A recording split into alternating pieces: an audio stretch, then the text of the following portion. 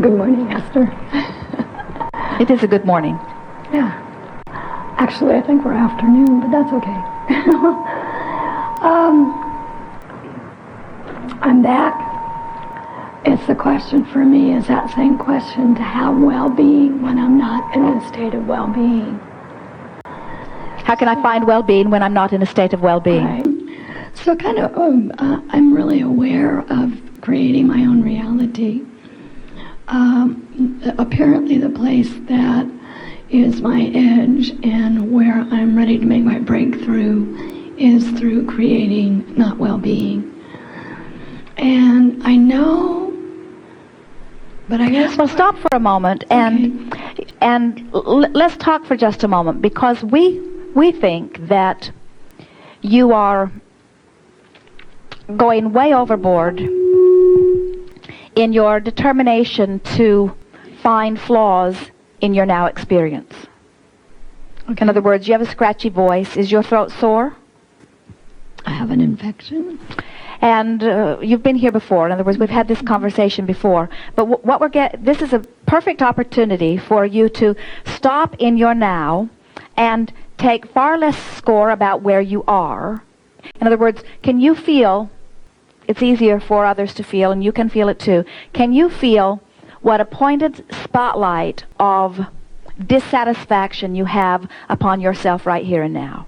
In other words, I'm a teacher, I teach well-being, I should be well, others are looking at me, they have to be aware, especially if I open my mouth and speak, that I'm not experiencing absolute well-being, which means I'm failing, I'm not doing what I'm supposed to do, or what I wanted to do, or what I planned to do, or what I should do. I'm standing here in a place of incompleteness and inappropriateness. And we say, well, don't do that. In other words, but what this is all about, in other words, it's a pointed example of what we are talking about. Esther's greatest worry is that she will lose her voice. Not only because she does not want to be in a position where you cannot hear Abraham expressing clearly, but for the same reason you don't like it. It is an obvious example of her not allowing well-being, and she, like you, is a teacher of allowing well-being, and so she thinks that she should allow well-being. And we say, why do you cast such critical eyes upon yourself? In other words, don't you get it that you're not ever going to get it done? So why do you say, I should be done now? That's like the sculptor taking the big clump of clay. He's made many magnificent things and know that he could again, but this time he chooses to condemn himself that he has not yet molded the clay. Look at that ugly mess. It doesn't look like anything. And we say, well, of course it doesn't look like anything. You haven't begun it yet. Yes, but I should have. The clay's been here for a day. It's been here for a whole day. By now it should look like something other than a big mess of clay. And we say, who says? Who says that you should have done something differently with it now? Who has the meter on you? Who is cracking the whip? Who is driving you toward your determined perfection? Me. Where do you get that? Is it from the eyes of others who need you to be? We think that it starts there. In other words, you have discovered, you learned it when you were really little, that you could force behavior, your own behavior, and that you could affect response from those around you. In other words, you discovered that you could be lovable and make them smile, or you could be unlovable and make them frown. In other words, you learn that right away. You learn that you have a sort of control over the way other people respond to you. And so early on, you learn to be a lover because you are an uplifter. You want people to feel good. And so you learned that you could behave in certain ways and that they would respond. And then you took that very seriously. A lot of you do. And you come to the conclusion that others are watching me and it is important to them that I perform in certain ways. But then you gather impossible standards because you gather it's like trying to be a Republican and a Democrat at the same moment. How do you do that? It's like trying to be short and tall at the same moment, or black and white at the same moment, or heterosexual or homosexual at the same moment. It's like trying to be all things to all people, and we say, give it up. You cannot possibly be. Try not to standardize yourself to their standards. In other words, let go of all of that. It's making you nutty.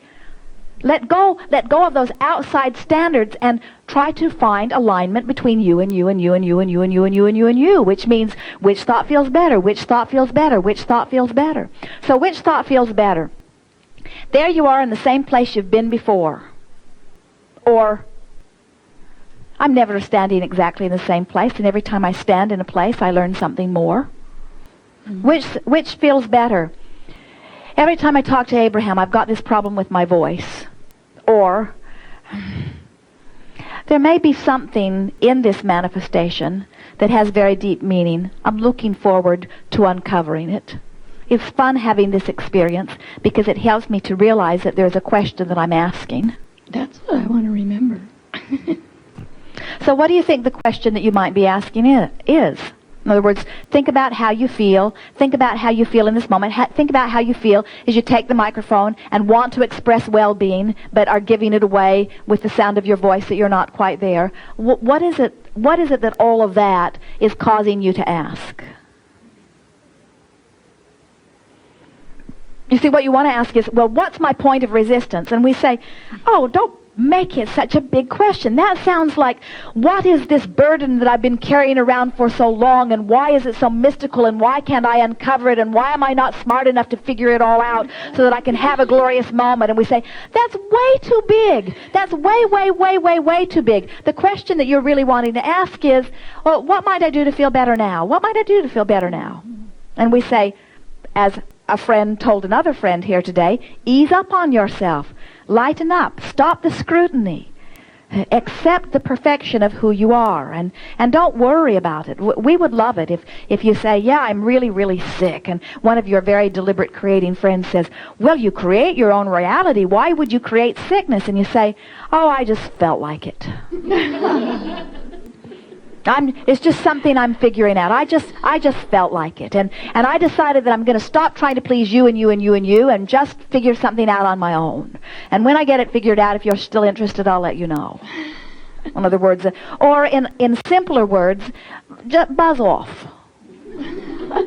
But in simpler words, I'm no longer going to worry so much about what you think about where I am. Because I'm beginning to discover that I can't stand in enough perfect places to keep you always happy, and it's not my job anyway. So I'm sort of going to just release you all to your opinions of me. I'm going to free myself from caring about what you are thinking. And we think if you could get there, in other words, that's what's at the heart of this. You care far too much about what others are thinking about you.